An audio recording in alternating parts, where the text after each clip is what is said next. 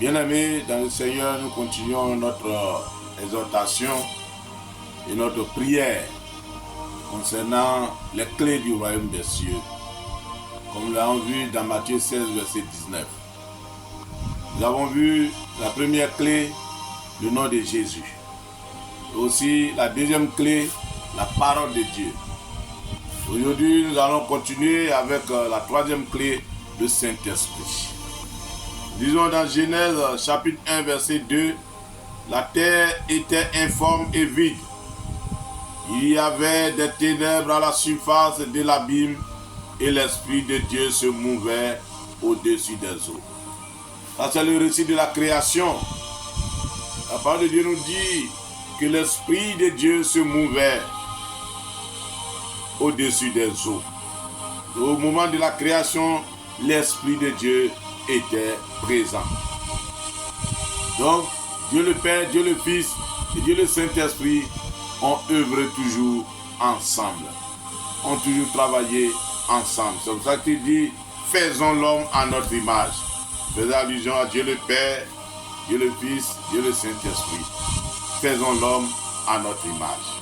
Alors l'Esprit de Dieu qui est vrai avec Dieu continuellement, qui était à l'œuvre pour la création, a été mis en l'homme et il travaillait avec l'homme. Quand Dieu a créé l'homme, il a mis le souffle en lui, il a mis son esprit en lui, il est devenu âme vivante. C'est l'esprit qui a donné la vie. Mais alors, quand l'homme a commencé à connaître le péché, dans Genèse 6 verset 3, il nous a dit, alors l'Éternel dit, mon esprit ne restera pas à toujours dans l'homme, car l'homme n'est que chair, et ses jours seront de 120 ans. Ce jour-là, Dieu a vu que l'homme était trop dans le péché et il a décidé de réduire ses jours et de ne pas faire résider le Saint-Esprit continuellement en lui.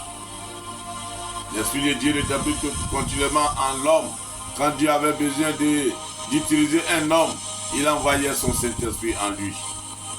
Et nous voyons cela dans le cas de Josué, dans Nombre 27, verset 18, quand Dieu a dit à Moïse, il a fait le choix du successeur de Moïse. L'Éternel dit à Moïse, prends Josué, fils de Nun, homme en qui réside l'Esprit, et tu poseras ta main sur lui. L'homme en qui réside l'Esprit.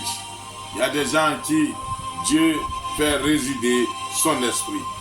Parce qu'il les a vus intègres, il les a vus capables de faire un travail pour lui, une œuvre pour lui. Ils sont dans son plan. Donc le Saint-Esprit vient habiter en eux. Voyons aussi dans 1 Samuel. Dans 1 Samuel 16, quelque chose de très important qui s'est passé. 1 Samuel 16, verset 13, nous voyons Samuel prit la corne d'huile, éloigné au milieu de ses frères. L'Esprit de l'Éternel saisit David à partir de ce jour et dans la suite. Samuel se leva et s'en alla à Rama. L'Esprit de l'Éternel se retira de Saül, qui fut agité par un mauvais esprit venant de l'Éternel. Voyez, Dieu devait choisir un autre roi à la place de Saül, qui a désobéi. La Bible dit que l'Esprit de l'Éternel se retira de Saül. L'Esprit de Dieu peut se retirer. Comme Dieu a dit, l'Esprit ne va pas rester toujours en l'homme. Mais il y a des gens en qui l'Esprit peut rester pour faire l'œuvre de Dieu. Saül, l'Esprit était descendu sur lui quand il a été oint pour être roi d'Israël. Et maintenant qu'il a désobéi, que sa mission devait prendre fin, une autre personne a reçu l'onction et l'Esprit est descendu sur lui. S'il s'agit de David, il dit l'Esprit de l'Éternel saisit David. Quand Dieu veut t'utiliser pour faire son travail, le Saint-Esprit vient te saisir. C'est comme ça que cela a été dans l'ancienne alliance. Mais Dieu n'a pas voulu que la chose demeure toujours comme ça. Il a voulu que les choses changent. Et il a fait une promesse importante. Il a dit dans Joël 2, verset 28, après cela, je répandrai mon esprit sur toute chair. Vos fils et vos filles prophétiseront. vos vieillards auront des songes et vos jeunes gens des visions. Même sur les serviteurs et sur les servantes, dans ces jours-là, je répandrai mon esprit.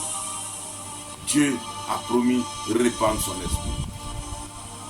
Le Saint-Esprit est une clé importante pour le royaume des cieux. Si nous voulons être agréables à Dieu, nous voulons marcher selon le plan de Dieu, nous voulons faire l'œuvre de Dieu, nous avons besoin du Saint-Esprit.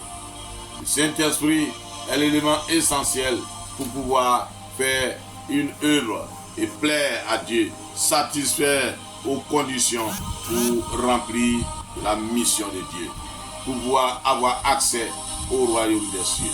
Nous lisons dans Jean 14, à partir du verset 26, « Mais le consolateur, l'Esprit Saint, que le Père enverra en mon nom, vous enseignera toutes choses et vous rappellera tout ce que je vous ai dit. » C'est-à-dire qu'il y a le Saint-Esprit qui va venir faire le rappel. Il va enseigner toutes choses. Le Saint-Esprit vient pour nous enseigner toutes choses. C'est lui qui connaît ce qui nous convient. C'est lui qui connaît ce qu'il nous faut. Et il vient nous donner cet équipement important. Il vient nous donner cet enseignement qu'il faut. C'est lui qui nous montre la clé pour rentrer dans le royaume. Il connaît les choses du royaume parce qu'il vient du royaume. Il est lui-même un élément du royaume des cieux. Il connaît tout ce qui s'y passe et c'est pour ça que c'est lui qui va nous rappeler toutes choses. Il va nous dire tout ce qui a été dit. Il va nous enseigner toutes choses et nous rappeler ce que Jésus nous a appris. Alors, voilà la promesse qui s'est précisée encore dans Actes chapitre 1 au verset 8. Il a dit, « Mais vous recevrez une puissance. Le Saint-Esprit subira sur vous et vous serez mes témoins à Jérusalem, dans toute la Judée, dans la Samarie et jusqu'aux extrémités de la terre. » Nous voulons témoigner de Dieu. Nous voulons faire l'œuvre de Dieu. Nous avons besoin d'une puissance. Et cette puissance vient à nous uniquement quand le Saint-Esprit descend sur nous. Nous ne pouvons pas faire l'œuvre de Dieu si nous n'avons pas reçu le Saint-Esprit en nous. C'est pour cela que Dieu n'a pas laissé ses enfants comme ça faire l'œuvre selon leur pouvoir, leur puissance charnelle. Mais regardons dans Actes chapitre 2, à partir du verset 2, il a dit tout à coup, il vint du ciel un bruit comme celui d'un vent impétueux. Et il remplit toute la maison où ils étaient assis. Des langues semblables à des langues de feu leur apparurent, séparées les unes des autres, et se posèrent sur chacun d'eux. Et ils furent tous remplis du Saint-Esprit, et se mirent à parler en d'autres langues, selon que l'Esprit leur donnait de s'exprimer. La promesse qui a été faite depuis Joël, et qui a été rappelée par Jésus dans l'évangile de Jean, et que Jésus lui-même a dit encore dans Actes des Apôtres avant de monter au ciel, cette promesse vient de se réaliser. Le Saint-Esprit est descendu. Le Saint-Esprit est venu du ciel. Le Saint-Esprit est venu depuis le trône de Dieu. Le Saint-Esprit est venu d'en haut. Il n'est pas resté là-bas. Il est venu remplir les enfants de Dieu pour qu'ils puissent accomplir leur mission avec efficacité, pour qu'ils puissent travailler pour l'œuvre de Dieu de manière efficace. Alors l'Esprit de Dieu est venu pour ce travail.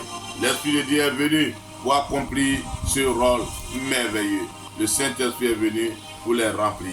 Nous lisons dans Actes chapitre 4, verset 31, comment le Saint-Esprit œuvre. Et quand ils eurent prié, le lieu où ils étaient assemblés trembla. Ils furent tous remplis du Saint-Esprit et ils annonçaient la parole de Dieu avec assurance. Quand le Saint-Esprit vient en toi, quand le Saint-Esprit vient sur toi, quand le Saint-Esprit vient avec toi, tu es rempli et tu peux parler de Dieu avec assurance. Tu vas être témoin, mais un témoin qui rassure, un témoin qui parle avec des preuves, un témoin qui parle avec ce qui est vrai. Mais c'est le Saint-Esprit qui te permet de faire cela. La clé importante du Saint-Esprit. Lui qui connaît les cieux, il peut t'ouvrir les portes des cieux. Il vient pour te donner la puissance, pour œuvrer pour le royaume des cieux. C'est pour ça qu'il nous a dit dans Éphésiens 5, au verset 18, quelque chose de que nous devons retenir dans la marche avec le Saint-Esprit. Éphésiens 5 au verset 18, il nous dit, ne vous enivrez pas de vin, c'est de la débauche. Soyez au contraire remplis de l'Esprit. Nous devons rechercher que le Saint-Esprit nous remplisse continuellement. Nous devons être toujours remplis de l'Esprit. Nous ne devons pas chercher à être remplis de vin, à être remplis des choses de ce monde, ce qui perturbe le corps, ce qui ne permet pas au corps de travailler avec sérénité. Nous ne devons pas avoir l'onction du vin, nous devons être remplis du Saint-Esprit pour avoir l'onction du Saint-Esprit. Il dit l'onction du vin, c'est la débauche. Nous devons plutôt avoir l'onction de l'Esprit de Dieu. Et c'est pour ça que nous allons terminer avec ce mot important dans 1 Thessaloniciens 5, au verset 19, qui nous dit « N'éteignez pas l'Esprit ». L'Esprit qui est allumé à nous. L'Esprit qui vient pour nous donner la puissance. L'Esprit qui vient pour nous permettre d'œuvrer, d'accomplir les œuvres de notre Père. Nous ne devons pas l'éteindre. Nous devons plutôt le laisser toujours éveillé. Nous devons toujours le laisser toujours en train de travailler.